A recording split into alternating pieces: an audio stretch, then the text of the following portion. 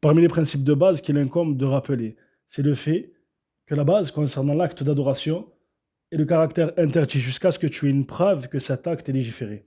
La base, al-aslu fil ibada, al-hadr. La base concernant l'acte d'adoration, c'est le caractère interdit jusqu'à ce que tu aies une preuve du caractère légiféré de cet acte. C'est pour cela que Cheikh Al-Uthaymin, dans son poème Manzoumatu usul al-fiqh wa qawa'idi, il nous dit وَمْنَعْ عِبَادَةً إِلَّا بِإِذْنِ الشَّارِعِ et empêche l'acte d'adoration si ce n'est avec la permission du législateur. Et il nous dit dans l'explication de cette parole يعني لا تجز عبادة إلا بإذن الشارع فلو تعبد شخص لله بعبادة فإننا نمنعه حتى يقيم دليلا على مشروعيتها ودليل ذلك قوله صلى الله عليه وسلم من عمل عملا ليس عليه أمرنا فهو رد وفي رواية من أحدث في أمرنا هذا ما ليس منه فهو رد. C'est pour cela qu'il nous dit au sujet de cette parole, donc, de ce vers, وَمْنَعْ عِبَادَةً إِلَّا بِإِذْنِ الشَّارِعِ, dans le sens, et empêche l'acte d'adoration jusqu'à ce qu'il y ait une preuve de la part du législateur, c'est-à-dire ne permet pas une adoration, jusqu'à ce qu'il y ait, sauf s'il y a une preuve de la part du législateur. Si une personne accomplit un acte d'adoration pour Allah Ta'ala, alors nous l'en empêchons jusqu'à ce qu'il établisse une preuve au sujet de cet acte-là. Et ça, c'est un point qui est extrêmement important.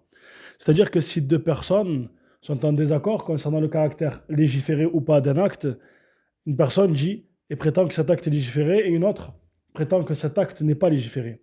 La base, étant donné que la base concernant l'acte d'adoration, c'est le caractère interdit, voilà que celui qui accomplit cet acte et qui prétend que cet acte est légiféré est celui qui se doit de ramener la preuve. Et la preuve, quant à ceci, c'est la parole du prophète sallallahu alayhi wa sallam dans le sens du hadith.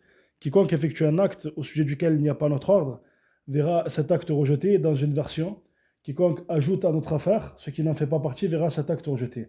ثم قال الشيخ ووجه الدلالة أن العبادة التي لم يشرعها الله ليس عليها أمر الله ورسوله صلى الله عليه وسلم فتكون مردودة فلو أن إنسانا تعبد لله تعالى بعبادة لم يشرعها الله كانت العبادة باطلة سواء كانت لم تشرع من أصلها أو شرعت على وجه آخر وأثبت هو لها سببا غير ثابت شرعا فإنها مردودة عليه.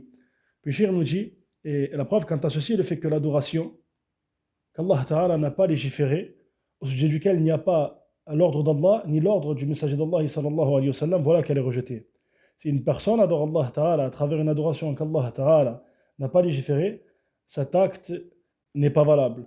Peu importe que cet acte n'ait pas été légiféré à la base, ou alors que cet acte ait été légiféré d'une autre manière que de la manière dont cette personne l'accomplit, ou alors, peu importe que la personne affirme une cause qui n'a pas été affirmée dans la législation, voilà que cet acte est rejeté sur son auteur.